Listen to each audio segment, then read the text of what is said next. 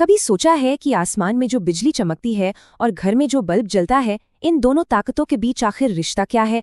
तो चलिए आज इसी अदृश्य शक्ति यानी बिजली के पीछे के विज्ञान को परत दर परत समझते हैं।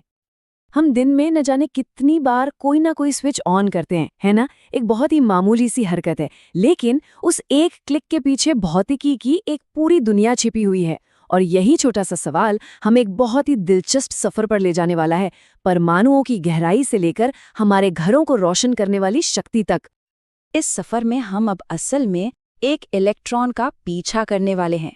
मतलब हम जानेंगे कि ये क्या है, इसे चलने के लिए धक्का कहाँ से मिलता है, ये किस रास्ते पर दौड़ता है, उस रास्ते में इसे क्या रुकावटें मिलती हैं और आखिर में ये हमारे लिए काम कैसे करता है। तो इस कहानी की शुरुआत कहाँ से होती है? बिल्कुल सबसे छोटी, सबसे बुनियादी जगह से, जहां बिजली से जुड़ी हर चीज का जन्म होता है।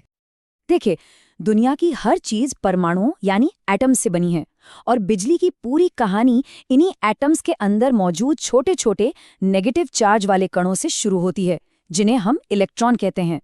सारा का सारा खेल इन्हीं इलेक्ट्रॉनों का है।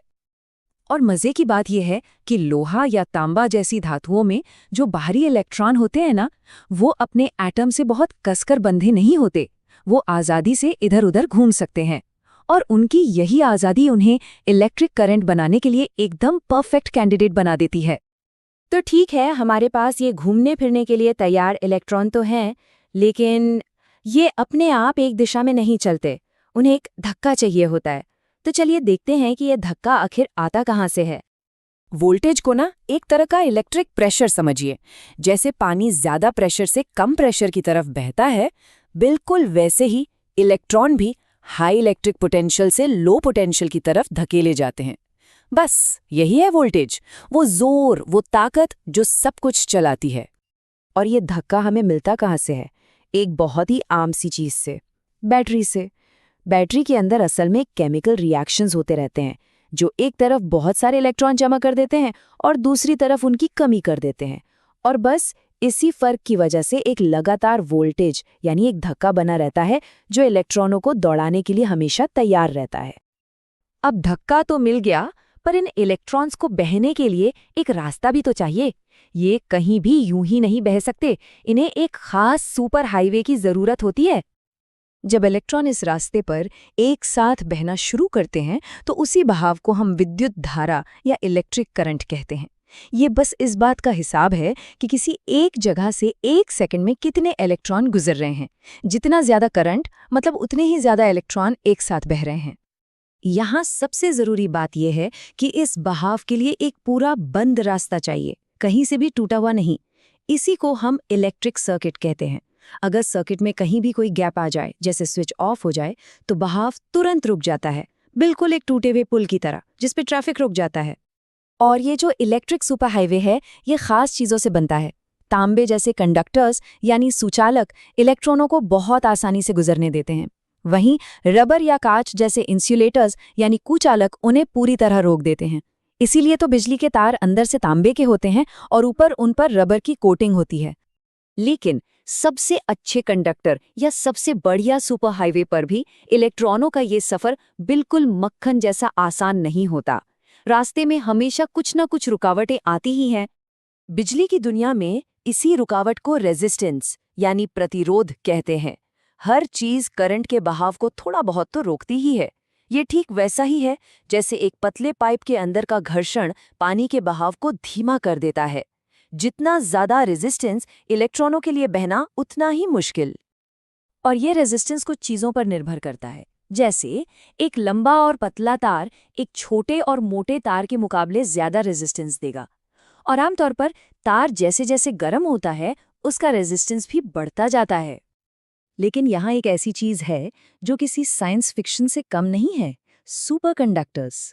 जरा सोचिए, एक ऐसा मटेरियल जिसे बहुत ज्यादा ठंडा करने पर उसका रेजिस्टेंस बिल्कुल जीरो हो जाता है। ये एक परफेक्ट, बिना किसी स्पीड बम्प वाला, बिना घर्षण वाला सुपर हाईवे है, जहां बिजली हमेशा के लिए बिना किसी एनर्जी लॉस के बह सकती है। तो हमने एक इलेक्ट्रॉन को धक्का दिया, उसे एक रास्ते पर दौड़ाया और रास्ते की रुकावटों को भी देख लिया। लेकिन इस पूरे सफर का आखिर मकसद क्या है? इसका नतीजा क्या निकलता है? और यहाँ कहानी में एक दिलचस्प मोड़ आता है। ये जो रेजिस्टेंस है ना, ये सिर्फ एक रुकावट नहीं है। जब इलेक्ट्रॉन इससे टकराकर जोर लगाकर आगे बढ़ते हैं तो वो अपनी कुछ एनर्जी गर्मी के रूप में छोड़ देते हैं। इसे जूल का हीटिंग इफेक्ट कहते हैं। मतलब जो चीज़ बहाव को धीमा कर रही थी वही गर्मी पैदा करने का जरिया भी बन जाती है। और इस सिद्धांत का इस्तेमाल तो हम हर रोज करते हैं, चाहे वो इलेक्ट्रिक केतली हो, कपड़ों पर करने वाली प्रेस हो या रूम हीटर। ये सभी उपकरण जानबूझकर हाई रेजिस्टेंस वाले पुर्जों का इस्तेमाल करते हैं ताकि बिजली को गर्मी में बदला जा सके।